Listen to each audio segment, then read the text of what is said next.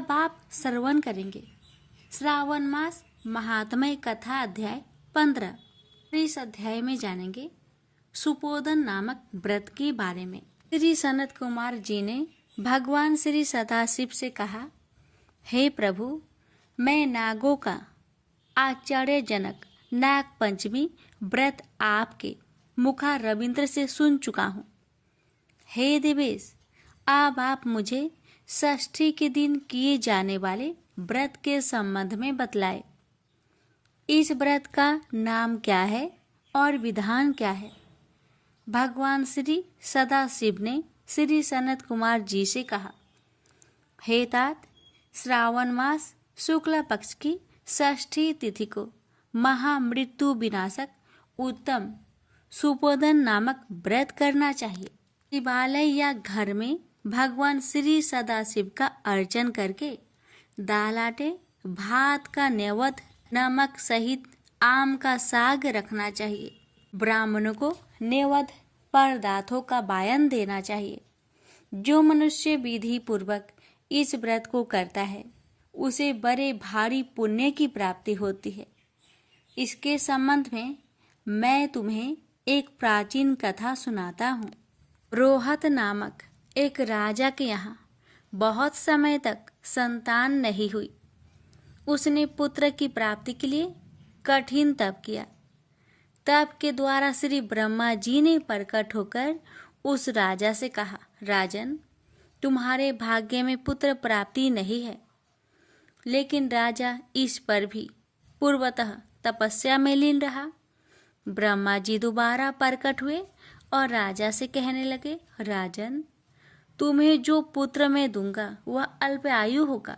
इस पर राजा और रानी ने सोचा कि अल्प आयु पुत्र ही सही, एक तो उसकी प्राप्ति से बंध्यापन हट जाएगा, दूसरे इस लोक में अपुत्र होने की निंदा मिट जाएगी। ब्रह्मा जी के वरदान से राजा के यहाँ शोक और हर्ष से युक्त पुत्र हुआ। राजा ने जात कर्म आदि संस्कार बड़े धूमधाम से किए। राजा रोहित तथा रानी दक्षिणा ने पुत्र का नाम शिवदत्त रखा। डरते डरते राजा ने राजकुमार का उपनयन संस्कार किया। मृत्यु के भय से राजा ने उसका विवाह नहीं किया। जब राजकुमार 16 वर्ष का हुआ तो उसकी मृत्यु हो गई। ब्रह्मचारी पुत्र के मरने से राजा दिन रात चिंतित रहने लगा, क्योंकि जिस वंश में ब्रह्मचारी की मृत्यु हो जाती है वह वंश नष्ट हो जाता है और उसकी दुर्गति हो जाती है। सनत कुमार जी ने भगवान श्री सदाशिव से पूछा, हे देवाधिदेव जगन्नाथ, क्या इसका कोई उपाय है? यदि है तो मुझे बतलाइए। भगवान श्री सदाशिव बोले, हे तात, मृतक स्नातक या ब्रह्मचारी आदि हो तो के विधि से विवाह संयोग करके पेड़ तथा ब्रह्मचारी को मिलाकर देश काल गोत्र तथा नाम को कहना चाहिए और यह कहना चाहिए कि मैं मरे ब्रह्मचारी की शांति के लिए नैसर्गिक व्रत करता हूँ। पहले सोने से अभ्युदय कर अग्नि स्थापन तथा आघारावज संज्ञक आदि आहुति देनी चाहिए। हाथियों में हवन करके व्रत के अनुष्ठान के लिए फल पाने के लिए व्रतकर्ता को अग्नि तथा विश्वदेव का घी से हवन करना चाहिए। पृष्ठकृत हवन करके अवशिष्ट होम समाप्त करना चाहिए। देश काल का विचार करके हवन के पश्चात कहना चाहिए कि मैं अर्क विवाह करूंगा। सोने से अभ्युदायिक करके पीपल शाखा तथा शव को हल्दी और तेल से लेप कर पीले सूत द्वारा बेष्टिक करना चाहिए। फिर अग्नि स्थापना करके विवाह विधि द्वारा आघारांत हवन करके अग्नि बृहस्पति काम 4 व्याहतियों से हवन करके पृष्ठकृत संज्ञक होम कर कर्म को समाप्त कर देना चाहिए। यथा विधि पीपल की डाल और मृत शव को जला देना चाहिए। मृत्यु की संभावना हो तो इस व्रत को 6 वर्ष तक करना चाहिए। 30 ब्रह्मचारियों को नए कोपिन और एक हाथ का या कर्ण मात्र का कृष्णा जिन देना चाहिए। घराऊ, छत्र, माला, गोपी चंदन, मणि, प्रवाल, माला तथा आभूषण समर्पण करने चाहिए। इस प्रकार करने पर कोई विघ्न नहीं होता।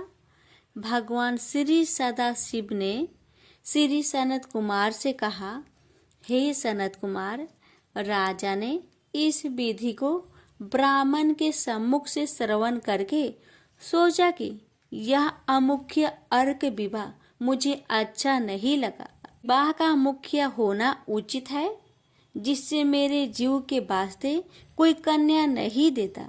मैं राजा हूँ, जो कोई इसको अपनी लड़की देगा मैं उसे रत्न तथा बहुत सा धन प्रदान करूँगा। उसके शहर में एक ब्राह्मण रहता था, जो कि उन दिनों बाहर गया हुआ था। उसकी पहली मृत पत्नी से एक लड़की थी। उस ब्राह्मण की दूसरी पत्नी बहुत ही दुष्ट थी। उसने डाह से तथा पैसों के लालच में राजा को लड़की देना स्वीकार कर लिया। उसने 1 लाख रुपए नगद लेकर राजा को अपनी सौत की 10 वर्षीय कन्या उसके मृत लड़के के लिए दे दी। उस लड़की को लेकर राजा के सेवक शमशान भूमि में गए। उन्होंने राजकुमार के शव के साथ उस लड़की का विवाह किया और बाद में उस शव के साथ उस लड़की को जलाने की तैयारियां करने लगे। अब लड़की बोली, आप यह क्या कर रहे हैं? लड़की की बात सुनकर वे सब दुखी होकर बोले, यह तेरा पति है, हम इसकी देह को जला रहे हैं। लड़की डर कर रोने लगी और उसने कहा, आप मेरे स्वामी को क्यों जलाते हैं? मैं इसे जलाने नहीं दूंगी। आप सब लोग यहाँ से जा सकते हैं। मैं तो यहीं इसके पास ही रहूंगी और जब यह उठेंगे इनके साथ ही जाऊंगी। लड़की का हठ देखकर सब करुणा से हृदयचित होकर वहां से चले गए। उस समय बड़े बूढ़ों ने कहा, घोर कष्ट है, हम किसी का भविष्य तो नहीं जान सकते। यह लड़की बेचारी अपनी सौतेली माँ के द्वारा बेची गई है। इसके तो भगवान रक्षक है। हमें मरे हुए राजकुमार और इस कन्या को हरगिज जलाना नहीं चाहिए और यहाँ से चले जाना चाहिए। इसके बाद सब लोग अपने अपने घरों को वापस लौट गए। अब वह छोटी सी लड़की, जो कि कुछ भी ना समझती थी, शव के पास अकेली बैठी हुई रोने लगी और बार बार भगवान श्री सदाशिव तथा भगवती पार्वती को याद करने लगी। उधर दया सागर भगवान सदाशिव तथा भगवती पार्वती भी बार बार उसको याद करने लगे और नदी पर सवार हो तेजी के साथ उस बालिका के पास पहुंचे। बालिका ने जब भगवान श्री सदाशिव और भगवती पार्वती को देखा तो वह अपने स्थान पर से उठी और उन्हें प्रणाम किया। उसे भगवान तथा भगवती के आने से बहुत संतोष हुआ। उसने भगवान सदाशिव से पूछा, क्या मेरे पति जी उठेंगे? उसके सहज बल भाव को देखकर कृपालु भगवान सदाशिव तथा पार्वती ने कहा, हे बालिके, तेरी माँ ने सुपोधन नामक व्रत किया था। तेल तथा जल लेकर उसके फल को संकल्प करके तू उसे अपने पति को दे दे तथा मरे हुए पति से कहे, मेरी माँ ने जो सुपोधन नाम का व्रत किया था उसके प्रभाव से मेरा पति पुनः जीवित हो जाए। बालिका ने भगवान सदाशिव तथा भगवती पार्वती के आदेश अनुसार वैसा ही किया। शिवदंत तुरंत उठकर बैठ गया। भगवान सदाशिव तथा भगवती पार्वती उस बालिका को व्रत करने का आदेश देकर अंतर्ध्यान हो गए। सदाशिव और भगवती पार्वती के जाने के बाद शिवदत्त ने उस कन्या से पूछा, तुम कौन हो और मैं किस प्रकार यहाँ आया हूँ? बालिका ने शिवदत्त को सारी कथा सुना दी।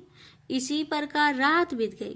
प्रातःकाल नदी के तट पर स्नान करने के लिए आए हुए लोगों ने वापस लौटकर राजा से जाकर कहा, महाराज, आपका पुत्र तथा पुत्र वधू नदी के किनारे पर बैठे हैं। राजा सारा हाल सुनकर अत्यंत प्रसन्न होकर बाजे गाजे के साथ नदी के तट पर गया।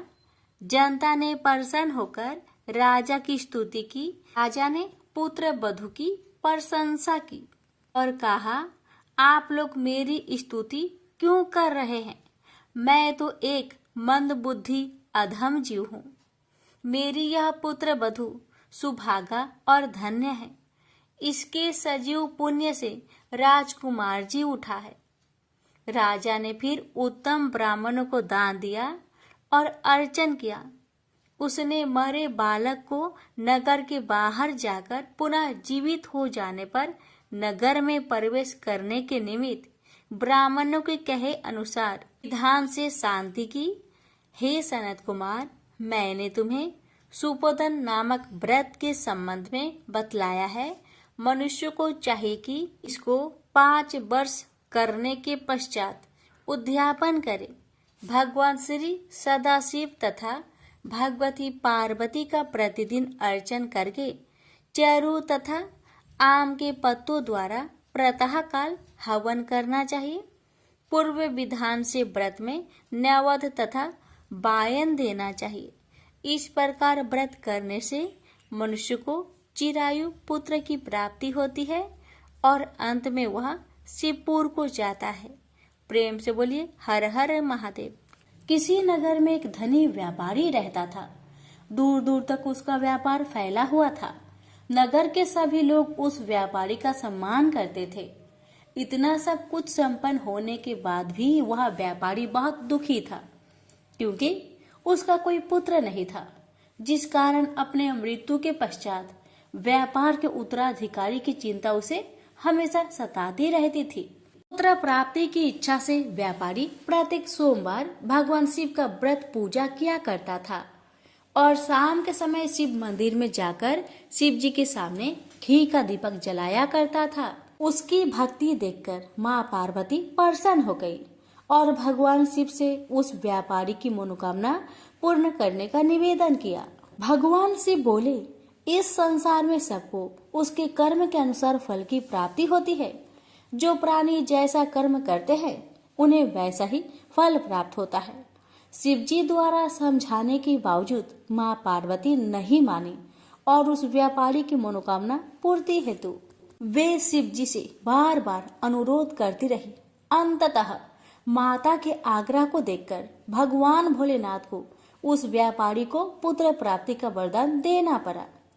वरदान देने के पश्चात भोलेनाथ माँ पार्वती से बोले, आपके आग्रह पर मैंने पुत्र प्राप्ति का वरदान तो दे दिया, परंतु इसका यह पुत्र 16 वर्ष से अधिक समय तक जीवित नहीं रहेगा। उसी रात भगवान शिव उस व्यापारी के स्वप्न में आए और उसे पुत्र प्राप्ति का वरदान दिया और उसके पुत्र की 16 वर्ष तक जीवित रहने की भी बात बताई। भगवान के वरदान से व्यापारी को खुशी तो हुई, लेकिन पुत्र की अल्पायु की चिंता ने उस खुशी को नष्ट कर दिया। व्यापारी पहले की तरह सोमवार के दिन भगवान शिव का विधिवत व्रत करता रहा। कुछ महीनों के बाद उसके घर एक अति सुंदर बालक ने जन्म लिया और घर में खुशियां ही खुशियां भर गई। बहुत धूमधाम से पुत्र जन्म का समारोह मनाया गया, परंतु व्यापारी को पुत्र जन्म की अधिक खुशी नहीं हुई, क्योंकि उसे पुत्र की अल्प आयु के रहस्य का पता था। जब पुत्र 12 वर्ष का हुआ तो व्यापारी ने उसे उसके मामा के साथ पढ़ने के लिए बनारसी भेज दिया। लड़का अपने मामा के साथ शिक्षा प्राप्त हेतु चल दिया। रास्ते में जहाँ भी मामा भांजे विश्राम हेतु रुकते, वहीं यज्ञ करते और ब्राह्मणों को भोजन कराते। लंबी यात्रा के बाद मामा भांजे एक नगर में पहुँचे। उस दिन नगर के राजा की कन्या का विवाह था, जिस कारण पूरे नगर को सजाया गया था। निश्चित समय पर बारात आ गई, लेकिन वर का पिता अपने बेटे के एक आंख से काने होने के कारण बहुत चिंतित था। उसे भय था कि इस बात का पता चलने पर कहीं राजा विवाह से इनकार न कर दे, इससे उसकी बदनामी भी होगी। जब वर के पिता ने व्यापारी के पुत्र को देखा तो उसके मस्तिष्क में एक विचार आया। उसने सोचा, क्यों ना इस लड़के को दुल्हा बनाकर राजकुमारी से विवाह करा दूं। विवाह के बाद इसको धन देकर विदा कर दूंगा और राजकुमारी को अपने नगर ले जाऊंगा। वर के पिता ने लड़के के मामा से इस संबंध में बात की। मामा ने धन मिलने की लालच में वर के पिता की बात को स्वीकार कर ली। लड़के को दूल्हे का वस्त्र पहनाकर राजकुमारी से विवाह कर दिया गया। राजा ने बहुत सारा धन देकर राजकुमारी को विदा किया। शादी के बाद लड़का जब राजकुमारी के साथ लौट रहा था तो वह सच नहीं छिपा सका और उसने राजकुमारी के ओढ़ने पर लिख दिया, राजकुमारी, तुम्हारा विवाह मेरे साथ हुआ था। मैं तो बनारसी पढ़ने के लिए जा रहा हूँ और अब तुम्हें जिस नवयुवक की पत्नी बनना पड़ेगा वह कान्हा है। जब राजकुमारी ने अपनी ओढ़नी पर लिखा हुआ पढ़ा तो उसने कान्हे लड़के के साथ जाने से इनकार कर दिया। राजा को जब ये सब बातें पता लगी तो उसने राजकुमारी को महल में ही रख लिया। उधर लड़का अपने मामा के साथ बनारसी पहुंच गया और गुरुकुल में पढ़ना शुरू कर दिया। जब उसकी आयु 16 वर्ष की हुई तो उसने यज्ञ किया। यज्ञ की समाप्ति पर ब्राह्मणों को भोजन करवाया और खूब अन्य वस्त्र दान किए। रात को वह अपने शयन कक्ष में सो गया। शिव के वरदान के अनुसार शयन अवस्था में ही उसके प्राण पेखरू उड़ गए। सूर्योदय पर मामा मृत भांजे को देखकर रोने पिटने लगा। आसपास के लोग भी एकत्र होकर दुख प्रकट करने लगे। लड़के के मामा के रोने विलाप करने के स्वर समीप से गुजरते हुए भगवान शिव और माता पार्वती ने भी सुने। माता पार्वती ने भगवान से कहा, प्राणनाथ, मुझे इसके रोने का स्वर सहन नहीं हो रहे, आप इस व्यक्ति के कष्ट को अवश्य दूर करें। भगवान शिव ने माता पार्वती के साथ अदृश्य रूप में समीप जाकर देखा तो भोलेनाथ माता पार्वती से बोले, यह तो उसी व्यापारी का पुत्र है जिसे मैंने 16 वर्ष की आयु का वरदान दिया था। इसकी आयु पूरी हो गई है। माँ पार्वती ने फिर भगवान शिव से निवेदन कर उस बालक को जीवन देने का आग्रह किया। माता पार्वती के आग्रह पर भगवान शिव ने उस लड़के को जीवित होने का वरदान दिया और कुछ ही पल में वह जीवित होकर उठ बैठा। शिक्षा समाप्त करके लड़का मामा के साथ अपने नगर की ओर चल दिया। दोनों चलते हुए उसी नगर में पहुंचे जहां उसका विवाह हुआ था। उस नगर में भी यज्ञ का आयोजन किया। समीप से गुजरते हुए नगर के राजा ने यज्ञ का आयोजन देखा और उसने तुरंत ही लड़के और उसके मामा को पहचान लिया। यज्ञ के समाप्त होने पर राजा मामा और लड़के को महल में ले गया और कुछ दिन उन्हें महल में रखकर बहुत सा धन वस्त्र आदि देकर राजकुमारी के साथ विदा कर दिया। इधर भूखे प्यासे रहकर व्यापारी और उसकी पत्नी बेटे की प्रतीक्षा कर रहे थे। उन्होंने प्रतिज्ञा कर रखी थी कि यदि उन्हें अपने बेटे की मृत्यु का समाचार मिला तो दोनों अपने प्राण त्याग देंगे। परंतु जैसे ही उसने बेटे के जीवित वापस लौटने का समाचार सुना तो वह बहुत प्रसन्न हुआ। वह अपनी पत्नी और मित्रों के साथ नगर के द्वार पर पहुंचा। अपने बेटे के विवाह का समाचार सुनकर पुत्र वधू राजकुमारी को देखकर उसकी खुशी का ठिकाना न रहा। उसी रात भगवान शिव ने व्यापारी को सपने में आकर कहा, हे श्रेष्ठी, मैंने तेरे सोमवार व्रत करने और व्रत कथा सुनने से प्रसन्न होकर तेरे पुत्र को लंबी आयु प्रदान की है। पुत्र की लंबी आयु जानकर व्यापारी बहुत प्रसन्न हुआ। शिव भक्त होने तथा सोमवार का व्रत करने से व्यापारी की सभी मनोकामनाएं पूर्ण हुई। इसी प्रकार जो भक्त सोमवार का विधिवत व्रत करते हैं और व्रत कथा सुनते हैं उनकी सभी इच्छाएं पूरी होती है। हमसे बोलिए उमापति शंकर भगवान की जय। श्रवण करेंगे शिव चालीसा। जय गणेश गिरिजा सोवन मंगल मूल सुजान, कहत अयोध्या दास, तुम देहु अभय वरदान। जय गिरिजापति दीन दयाला, सदा करत संतन प्रतिपाला। भाल चंद्रमा सोहत नीके, कानन कुंडल नाग फनीके। अंग गौर सिर गंग बहाए, मुंड माल तन छार लगाए। वस्त्र खाल बाघंबर सोहे, सभी को देखी नाग मन मोहे। मैना मातु की हवी दुलारी, वाम अंग सोहत छवि न्यारी। कर त्रिशूल सोहत छवि भारी, करत सदा शत्रुन क्षयकारी। नंदी गणेश सोहे तह कैसे, सागर मध्य कमल है जैसे। कार्तिक श्याम और गणराउ, या छवि को कहे जात न काऊ। देवन जब ही जय पुकारा, तब ही दुख प्रभु आप निवारा। किया उपद्रव तारक भारी, देवन सब मिली तुम ही जुहारी।